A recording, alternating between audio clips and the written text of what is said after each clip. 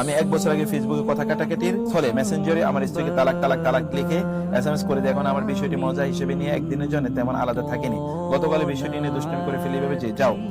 আপনাদের এই দুষ্টামির লেভেলটা এই পর্যায়ে পৌঁছে কিভাবে? আচ্ছা, বিয়ের সময় সামর্থ্য অনুযায়ী খাওয়ানোটা কি যদি আত্মীয়দের বদলে এতিম মাদ্রাসায় খাওয়ানো হয়, এটি কি ঠিক হবে? আমার আপুর বিয়ে হচ্ছে না। আপু বিশ্বাস করে ফালাক নাস পড়লে আল্লাহ ব্যবস্থা করবেন, কিন্তু পরিবারের সদস্যের অনেক টেনশন আছে।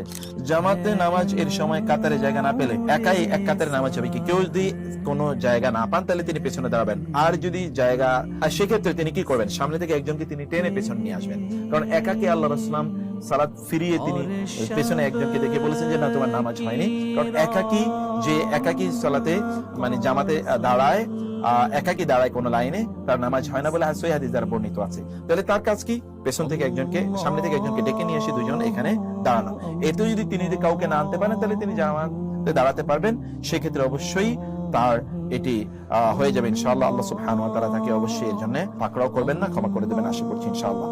আমি 1 বছর আগে ফেসবুকে কথা কাটাকাটির ফলে মেসেঞ্জারে আমার স্ত্রীকে তালাক তালাক তালাক লিখে SMS করে দিয়ে এখন আমার বিষয়টি মজা হিসেবে নিয়ে একদিনের জন্য তেমন আলাদা থাকেনি। গতকালের বিষয়টি নিয়ে দুষ্টামি করে ফেলে ভেবে যে যাও। আপনাদের এই দুষ্টামির লেভেলটা এই পর্যায়ে পৌঁছে কিভাবে? আচ্ছা, স্বামী স্ত্রী মানে দুষ্টুমি করতে করতে বলে তালাক তালাক তালাক, এইটা কেমন দুষ্টুমি?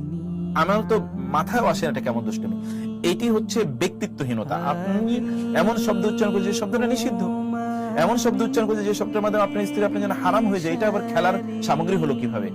এটি ব্যক্তিত্বের অভাব, এটা পার্সোনালিটির অভাব, এটা দিন সম্পর্কে অসচেতনতা, এবং এটা শয়তানের প্রলোভনে আপনি এই কাজগুলো করেন। এই কাজ করবেন না, তওবা করুন, ইস্তেগফার করুন, যেমন এই কাজ আর জীবনে কখনো করবেন না ইনশাআল্লাহ। আমার আপুর বিয়ে হচ্ছে না। আপু বিশ্বাস করে ফালাক নাস পড়লে আল্লাহ ব্যবস্থা করবেন, কিন্তু পরিবারের সদস্যের অনেক টেনশন আছে। আল্লাহ সুবহানাহু ওয়া তাআলার জন্য যেদিন বিয়ের ব্যবস্থা করে রেখেছেন সেদিনই তার বিয়ে হবে, এটা নিয়ে আপনাদের টেনশন করার কোনো কারণ নাই। দ্বিতীয়ত হচ্ছে আপনারা আল্লাহকে সাহায্য চান। তৃতীয়ত কাজ হচ্ছে বেশি বেশি দুরূদ পড়বেন, তওবা ইস্তেগফার করবেন এবং দান সাদাকা করবেন, তাইলে ইনশাআল্লাহ বিয়ের ব্যবস্থা হয়ে যাবে ইনশাআল্লাহ। বিয়ের সময় সামর্থ্য অনুযায়ী খাওয়ানোটা কি যদি আত্মীয়দের বদলে এতিম মাদ্রাসায় খাওয়ানো হয়, এটি কি ঠিক হবে? না না, এটা ঠিক হবে না এই অর্থে যে, কারণ আপনি তাদেরকে খাওয়াই দিতে পারেন বটে, কিন্তু আপনার আত্মীয়দের হক তো আছে, তাই না? সবাইকে খাওয়াই কিন্তু সওয়াব মনে রাখতে হবে, সবাইকে খাওয়া নেই সওয়াব।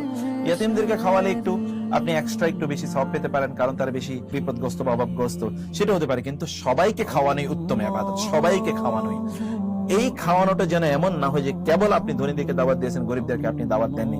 ব্যাপারটা যদি এইরকম অবস্থায় চলে যায়, এটি এমন একটি কাজ যে কাজটি আল্লাহ রাসূল পছন্দ করেননি, সেই রকম আপনি করবেন না। এবং শুধুমাত্র গিফট যারা দিতে পারবে তাদেরকে শুধুমাত্র আপনি দাওয়াত দিলেন, এরকম ব্যক্তিদেরকে আপনি এটি করবেন না ইনশাআল্লাহ।